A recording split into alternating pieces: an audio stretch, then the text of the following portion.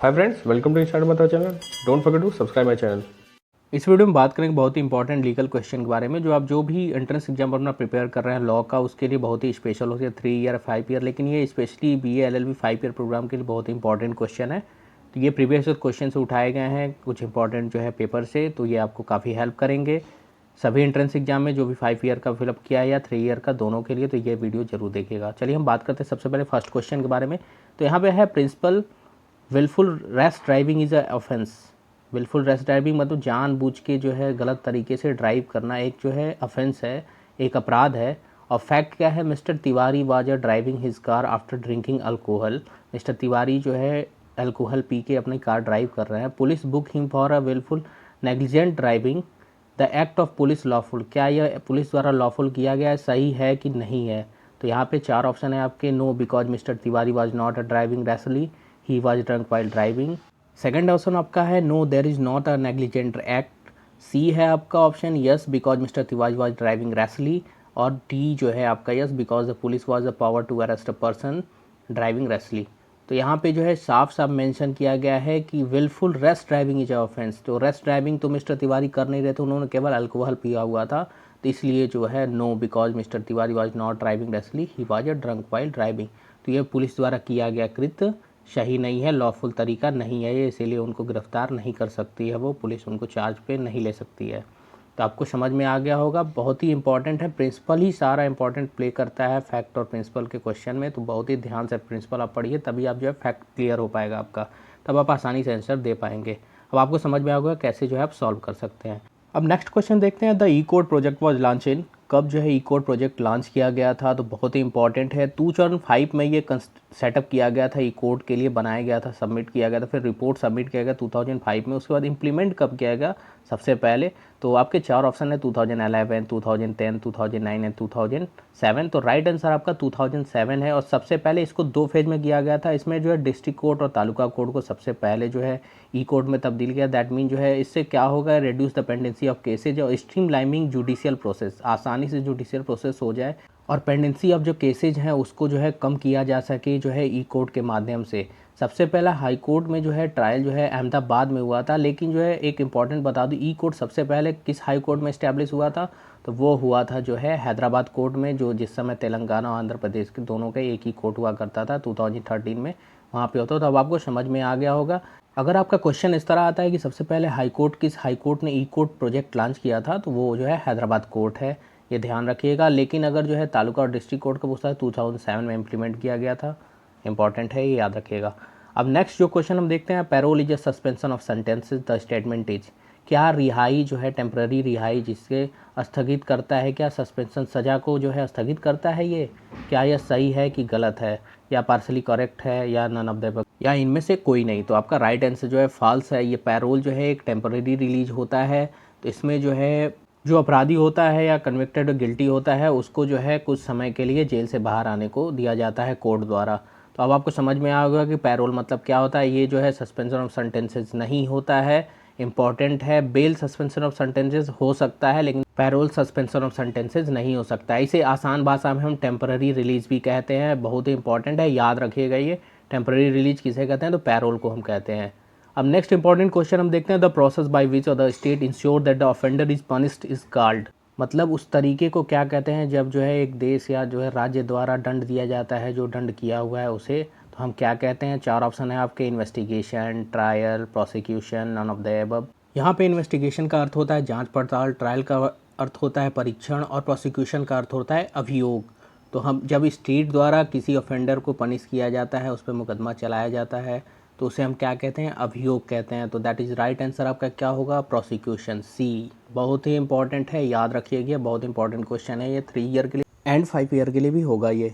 अब नेक्स्ट हम क्वेश्चन देखते हैं, which of the following is the author of the book of the bench. Of the bench के लेखक कौन है, तो यहाँ पे 4 ऑप्शन है आपके, justice V R Krishna Iyer, justice A R Lakshman, justice J S Verma और justice Y V Chandrachud.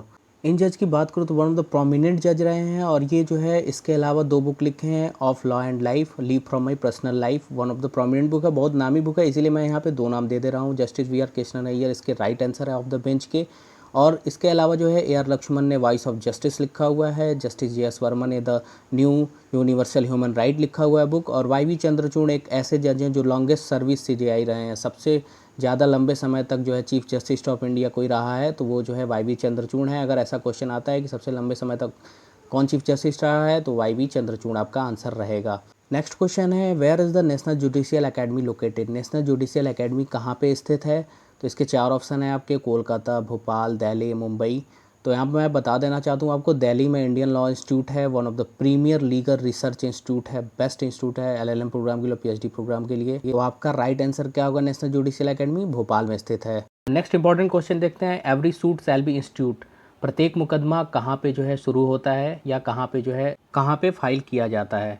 4 option है आपके, ए है first in a supreme court, second है B in any court in the locality, C है in the court of lower grade contempt to try it, and D है in the district court. तो आपका जो है मुकदमा कहाँ से सबसे पहले शुरू होता है? तो इसका राइट आंसर सुप्रीम कोर्ट में ओनली आप जो है PIL डायरेक्टली डाल सकते हैं, अदर कोई भी मुकदमा आप डायरेक्टली वहाँ फाइल नहीं कर सकते हैं। ये इंपॉर्टेंट है, यह ध्यान रखिएगा कि डायरेक्टली आप सुप्रीम कोर्ट कोई भी मुकदमा नहीं ले जा सकते हैं। इसका राइट आंसर आपका जो है सी होगा, in the court of lower grade contempt to try it. सबसे पहले लोअर ग्रेड के कोर्ट में कंटेम्प्ट ट्राई किया जाता है, उसके बाद यहाँ से जो है अगर जो हारता है, मोस्टली देखो यार हाई कोर्ट या सुप्रीम कोर्ट में मुकदमे वही जाते हैं जब आप जो है लोअर कोर्ट में हार जाते हैं। मतलब सीधा और आसान शब्दों में ये समझो कि हारी हुई पार्टी ही जो है अपर कोर्ट में जाती है, अदरवाइज लोअर कोर्ट में ही सारे डिसीजन हो जाते हैं।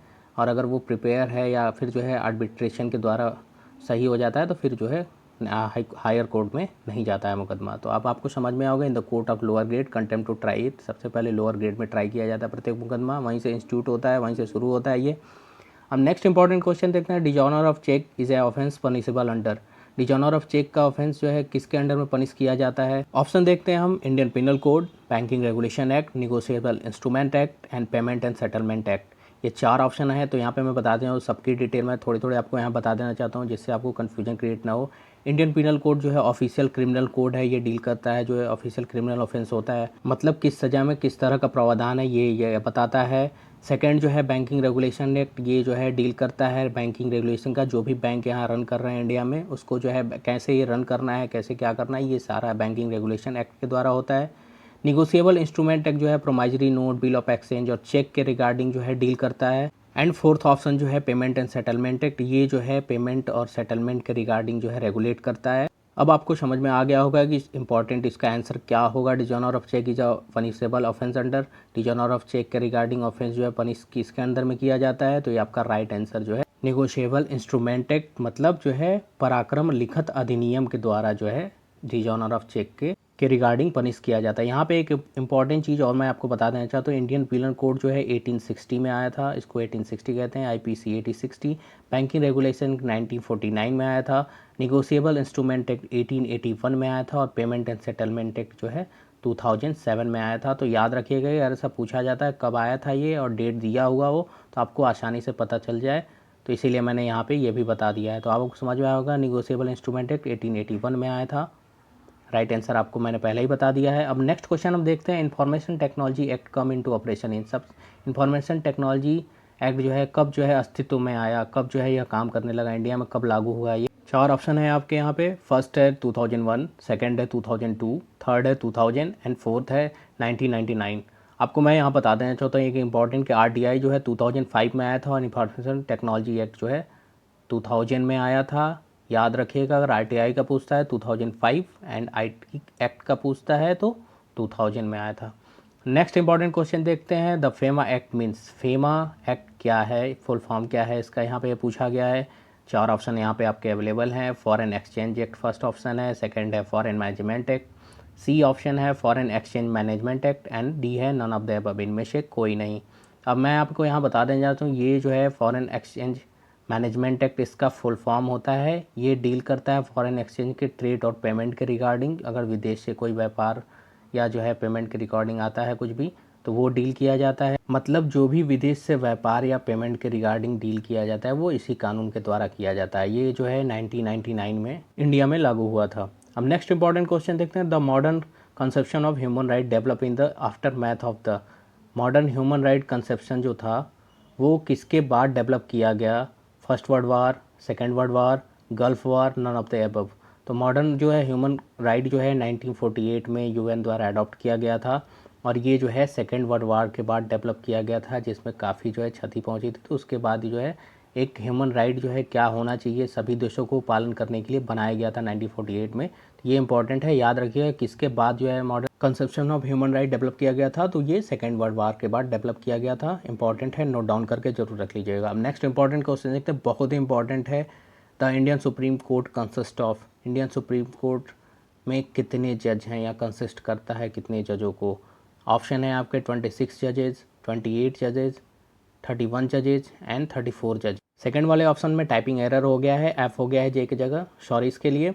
और यहाँ पे राइट आंसर आपका जो है 34 जजेज है, जो इस समय करंटली जो है 34 जजेज का है। ये जो है अमेंडमेंट आया था, इसके पहले जो है 2019 के पहले 31 जज था, दैट मीन 30 जज प्लस CJI। और इस समय जो है 33 जज प्लस CJI। करंटली में 27 जजेज हैं इस समय सुप्रीम कोर्ट में, लेकिन जो है 34 जजेज का स्ट्रेंथ है इसमें, 33 जजेज और प्लस जो है CJI।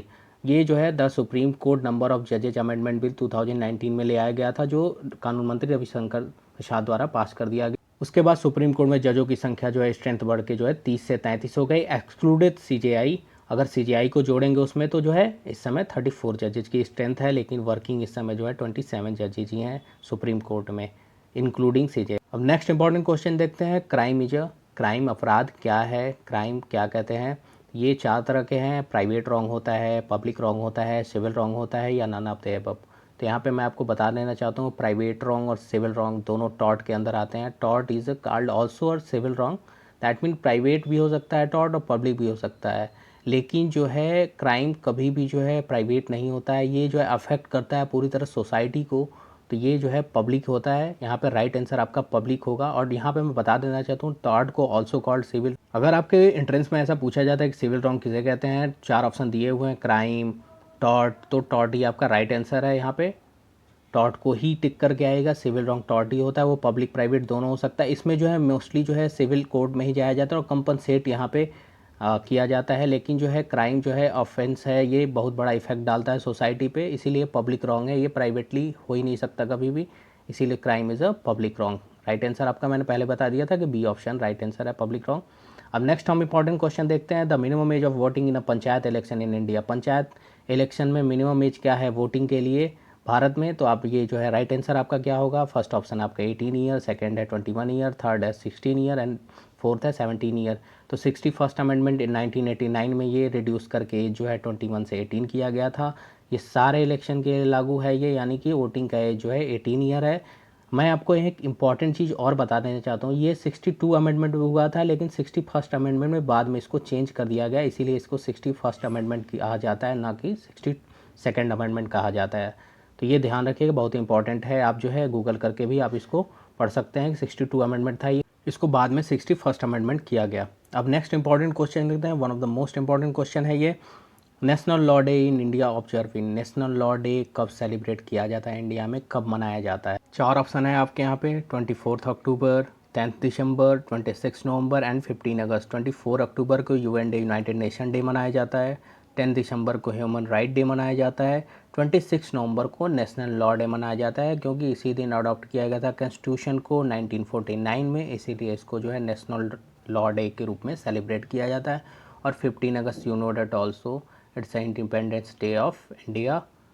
तो अब आपको चारों ऑप्शन का पता चल गया होगा। अगर आपको ये चारों में से एक क्वेश्चन जरूर आता है, UN डे कब मनाया जाता है, ह्यूमन राइट डे कब है, या नेशनल लॉ डे कब है, या इंडिपेंडेंस डे ऑफ इंडिया कब है, तो ये आप जो है आसानी से आंसर दे सकते हो। आपको 4 ऑप्शन का मैंने चारों का डिटेल बता दिया है, नोट डाउन जरूर कर लीजिएगा, इंपॉर्टेंट है। डेट रिलेटेड क्वेश्चन 1 या 2 जरूरी आते हैं, कोई भी एंट्रेंस आप दे रहे हो, क्लैट, प्लैट या फिर LU का, DU का, AU का, किसी का भी दे रहे हो, तो इससे जो है क्वेश्चन जरूरी है, 1 या 2 क्वेश्चन जरूरी आने हैं।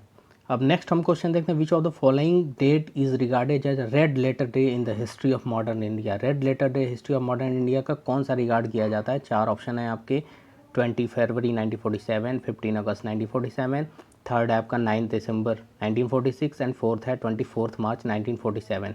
रेड लेटर डे मतलब होता है समथिंग गुड हैपन्स, जिस दिन कुछ अच्छा हुआ उस दिन को हम रेड लेटर डे आप कह सकते हैं। जैसे आसान शब्दों में बता दूं कि रेड लेटर डे वो होता है जिस दिन जो है मान लीजिए आपको एंट्रेंस दिए हो, उस दिन आप जो है आपका रिजल्ट आया और आप जो है रैंक सिक्योर कर गए, मेरिट लिस्ट में जगह बना ली, तो वो आपके लिए रेड लेटर डे है। वो कुछ बेहतरीन होना, समथिंग गुड हैपन, मतलब जिस दिन कुछ अच्छा हो रहा हो उसे हम जो है रेड लेटर डे कहते हैं। तो मॉडर्न इंडिया का रेड लेटर डे कौन सा था वो, तो जिस दिन हम जो है अंग्रेज़ों से आज़ाद हुए थे, वो राइट आंसर आपका जो है 15 अगस्त 1947 है। और ऑल्सो जो है 26 जनवरी 1950 भी है, उसे हम जो है रेड लेटर डे इसलिए भी कहते हैं क्योंकि उस दिन हमारा जो है गणतंत्र हुए थे, हम रिपब्लिक हुए थे, कॉन्स्टिट्यूशन उस दिन से पूरी तरह से लागू हुआ था।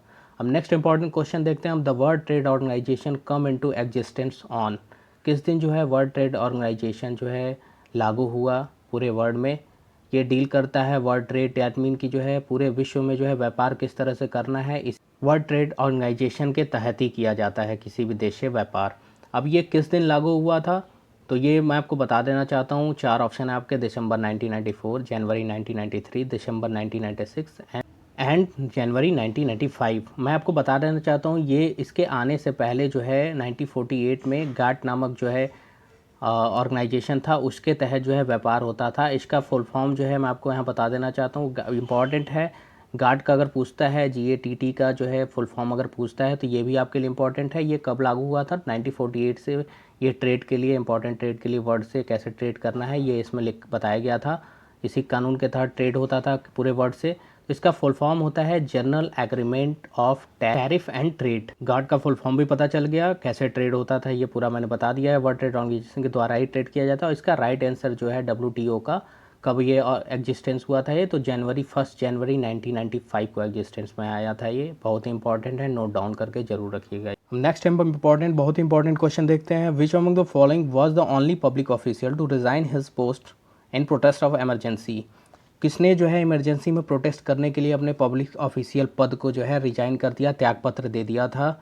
आपके 4 ऑप्शन हैं, justice HR Khanna, KR Narayana, Fali S Nariman, none of the above इनमें से कोई नहीं। तो मैं आपको यहाँ बता देना चाहता हूँ सबसे पहले इनके बारे में, ये प्रोमिनेंट ज्यूरिस्ट रहे हैं, एडवोकेट रहे हैं सुप्रीम कोर्ट के, और इसके अलावा जो उस समय वो पब्लिक ऑफिशियल पद पे थे वो था उनका additional solicitor general of India थे ये, और उनका नाम था फालियस नरिमन। इनके ही जो है बेटे जो हैं इस समय जो है रोहिंग्टन नरिमन सुप्रीम कोर्ट के जज हैं। One of the prominent jurist रहे थे फालियस नरिमन। इन्होंने जो है इमरजेंसी लगने से जो है उसके प्रोटेस्ट में पार्टिसिपेट करने के लिए अपने ऑफिशियल पद से रिजाइन कर दिया था। एकमात्र ये ऑफिशियल पद से रिजाइन करने वाले व्यक्ति थे ये उस समय। Thanks for watching.